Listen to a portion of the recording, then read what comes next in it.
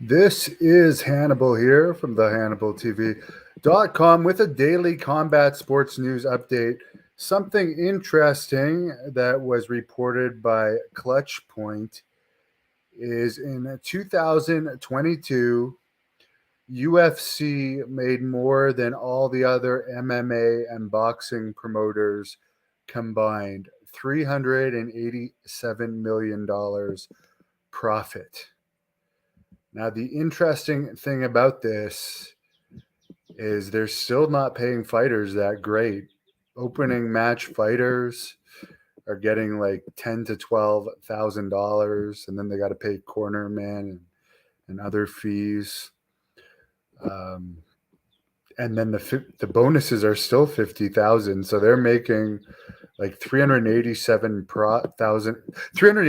million dollars profit. 387 million, and these guys are getting brain damage for potential bonuses of 50,000. So not great pay for the fighters. Apparently CM Punk is still refusing to go back to work. They want him to be part of this collision. He was supposed to be a star of this AEW collision show, but I guess we'll find out tomorrow night whether it's going to be in Chicago or Jacksonville. And if it's in Chicago, it means it's more likely CM Punk will be on it. But it's interesting that it was reported that Hamilton, the Cops Coliseum, has only sold 600 tickets for the collision. And as you can see, it looks like they got most of the arena blocked off for Hamilton, and they're only selling in those highlighted areas. So if it was up to me and I had the Khan's money, I would bring in Goldberg. He would draw more than CM Punk's or Sasha Banks, who could have been a name. I don't think I don't think Punk would have made a long-term difference, but he would have made a difference for the first episode. But he seemed, I mean, he's getting $3 million a year and refusing to go to work. One thing about Tony Khan is he's a really nice guy, but like he lets these wrestlers walk all over him, treats them too well. He should get like a happy medium between him and Dana White. Which, by the way, Dana White has a net worth of over 500 million and makes 20 million a year from UFC alone. And by the way, to keep into perspective how much UFC is profiting, 387 million, Matchroom only made 14 million profit last year, another big company. Co-creator of Dark Side of the Ring, Evan Husney, who I have an interview with on this channel, says despite Vice declaring bankruptcy, Dark Side of the Ring, the fourth season is premiering as advertised and is going to run as advertised beginning May the 30th on Vice and Crave TV in Canada. It's crazy how they don't have a location. And I checked Toronto, they have supposedly a little over 1,500 tickets sold for that arena, but they don't have the seating chart up yet. Mike, Punk is like the ultimate diva. I think Punk might be the biggest diva in wrestling history. Yeah, James, you nailed it. Tony Khan treats them good, but the talent walks all over him. Hey, Tony, I would love one of those. I understand like the minimum contract there is 150 grand. I've never made 150,000 a year. I won't complain if I only have to wrestle 2 or 3 times a year.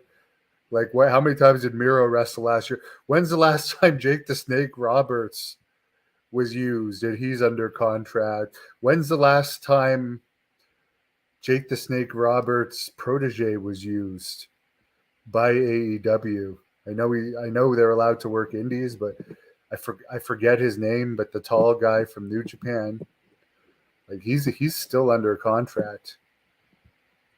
I think Vince Russo. I mean, I like Tony Khan. I really do like him, but it is kind of true what Vince Russo says, that he collects wrestlers, but it's good that he's giving guys like Jake the Snake paydays.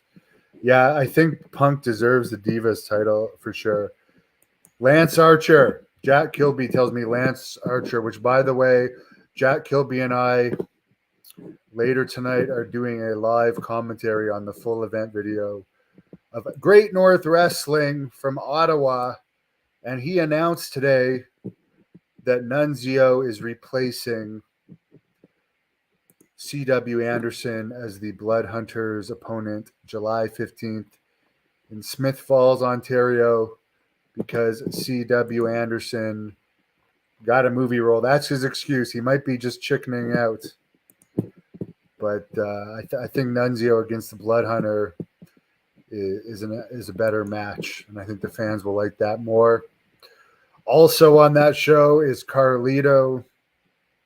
There's going to be a lot more announced. Magnum McLaren, who there's some sort of bizarre association with Jack Kilby, but I understand that the president of Great North Wrestling has something to say about what went down with Jack Kilby, Wes Briscoe, and Magnum McLaren that's in this full event video. So we'll see. Ben Richardson, thank you for the $5 tip. I appreciate it. Says Tony Khan might be adding too many shows. Fix Dynamite first. Well, Rampage is getting brutal ratings, so I understand why he's adding shows, because rumor is for the 3 shows he might be getting $200 million a year, which would actually make AEW profitable, and maybe then they could bid on some talent that's bigger names, because right now they really lack in the name power. And I'll be honest, Jericho has remained popular, and I like Moxley, but it seems to me like Moxley's not as popular now.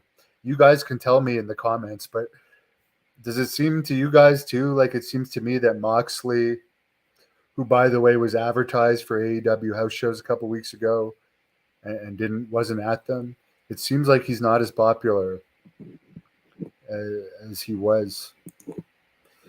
Kyle says 387 million.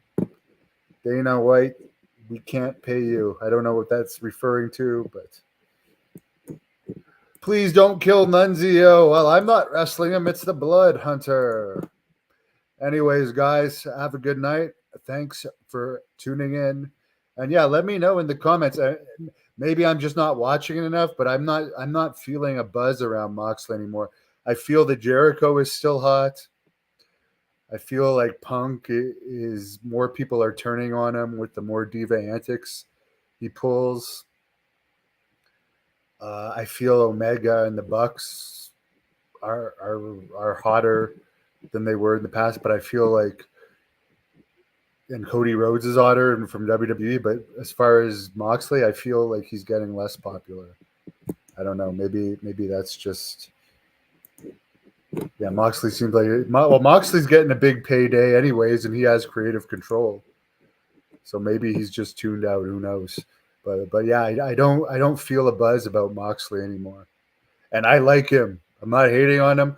I'm just saying this as a commentator. And by the way, I am going to do a live stream Saturday at 1 of the WWE Night of Champions pay-per-view. No gimmicks, guys. Says Ace Steel is very hot. Ace Steel is CM Punk's friend that apparently is causing this whole diva situation with Punk, where he's refusing to return if Ace Steel doesn't return. But since Ace Steel bit Kenny Omega and hit one of the Young Bucks with a chair like a pussy, because keep in mind, Ace Steel is way bigger than the Young Bucks, but he had to cheat in a non-life-threatening backstage fight as a guy that's not even anywhere near as relevant as any of those guys. But Punk is saying he's not going to come back unless they hired Ace Steel back as an agent, but they want him to work remotely. And Punk is saying, I want him as an in-person